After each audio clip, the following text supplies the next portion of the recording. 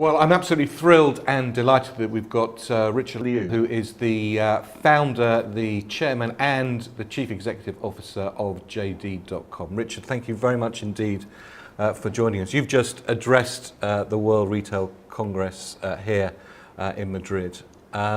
Richard, you are a true pioneer.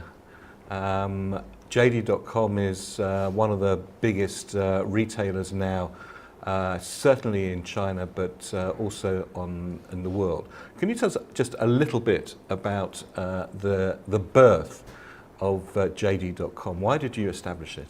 Okay, thank you, David. Hello, everyone. Why I established my company, it was because my grandmother-in-law was sick at that time. At the time, Chinese was very poor. We have no enough money to buy the medicine for her. So I thought, okay, I should take my duty to make some money to help my grandmother-in-law. Yeah, very simple. And the rest, as they say, is history. You're also somebody who sees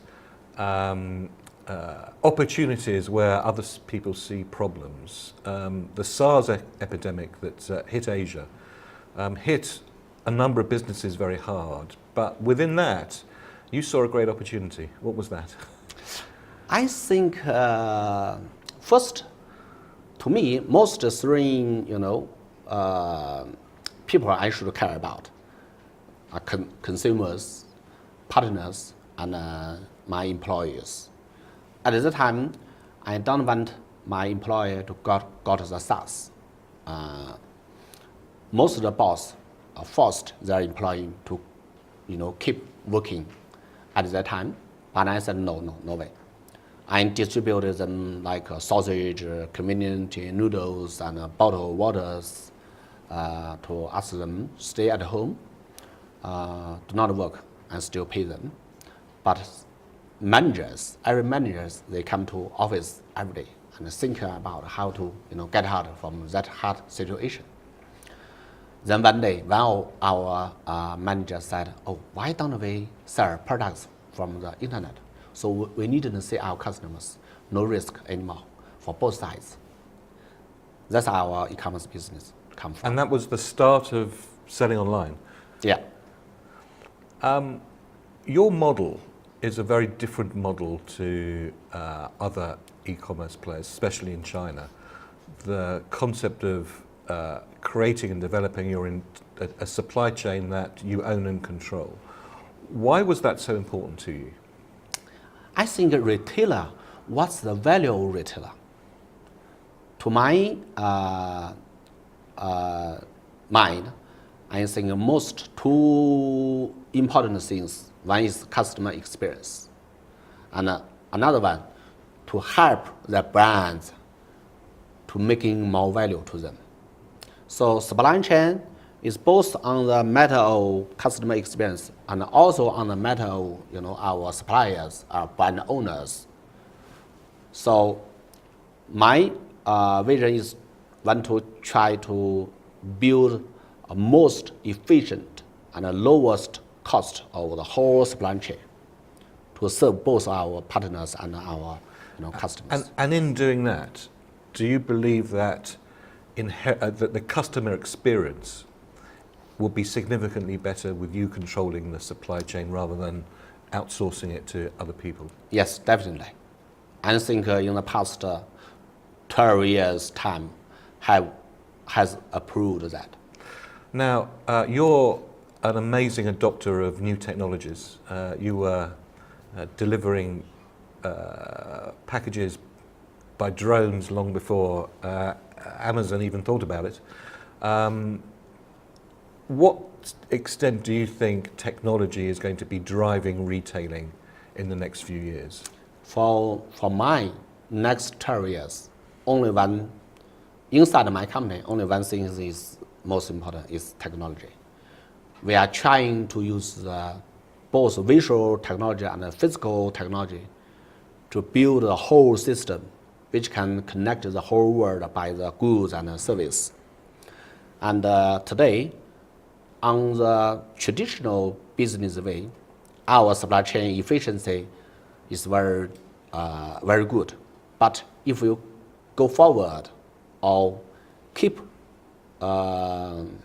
developing it, we must use the technology. It's the only path for us to achieve that. And to what extent is artificial intelligence, AI, in its broadest sense, going to be an important ingredient in business success going forward? Very important. I can give you two examples. First, as an online retailer, today in China we have over 500 warehouses, and we have over 5 million SKUs in our stock. We have to use the AI technology to manage the inventory. If we use the human being to do that, no way. And for the next 5 years, I think we will have 800 warehouses in China, and we will manage over 10 million SKUs in our stock. And our goal is our inventory days will less than 20 days. So only AI technology can achieve that, first. Second is, in our people-free warehouses is 100% automation. We have to use the AI technology to recognize the goods from the gun to the electronics, mobile, everything. To what extent, when you look at that 10-year vision, do you become a data company as opposed to a retailing company? I would say, I hope my company would be a 100% automation company. I hope someday in my company, no human being anymore. 100% operated by the AI technology and the robots. 100%. So people will do less work, but more pay. More easy, more fun, and less dangerous. Well, that's an incredible vision. Do you think it's possible in the future to have a totally automated and not autonomous run company? And sooner or later. Like today, in my company, we have over 160,000 full-time jobs today in my company. For next 10 years, I hope if you less than 80,000, it will reduce half. Or we will reduce our working time, 8 hours per day, 5 days per week today.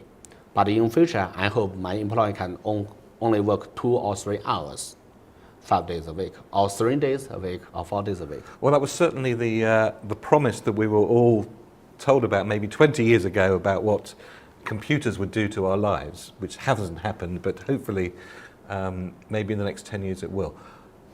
With all that technology, with all that resource, with all the data scientists that you have, you recently opened some physical stores, a new grocery store called 7 Fresh.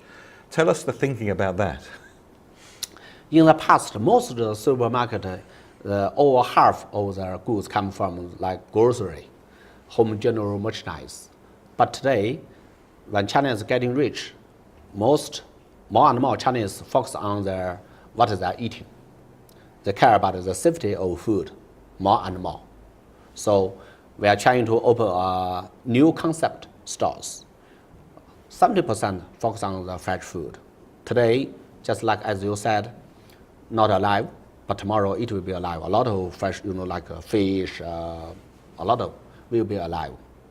So to make sure, and also we use our blockchain technology to sourcing our every food in that store. And blockchain allows you to have complete transparency from Yes. from grower right the way through to the whole chain, the supply chain. Transparency. Yes. I think it's fair to say that many people watching this program may not have ever heard of JD.com. I'm sorry about that. To what extent is JD.com a good vehicle for companies outside of China to sell their products inside of China? I think first we have to be international, and the second we have to be care about careful for every step. So our first step is go to South Asian countries, which is similar situation and very close to China. And we have been there for 2 years. It's very successful. So now we are thinking to come to Europe and or go to US, but didn't have a very time slot. Well, Richard, I don't think it will be long before the rest of the world gets and understands and are certainly aware of the power and success of JD.com. You are a true entrepreneur with an amazing vision. Richard, thank you very much indeed for talking to us. Thank you, David.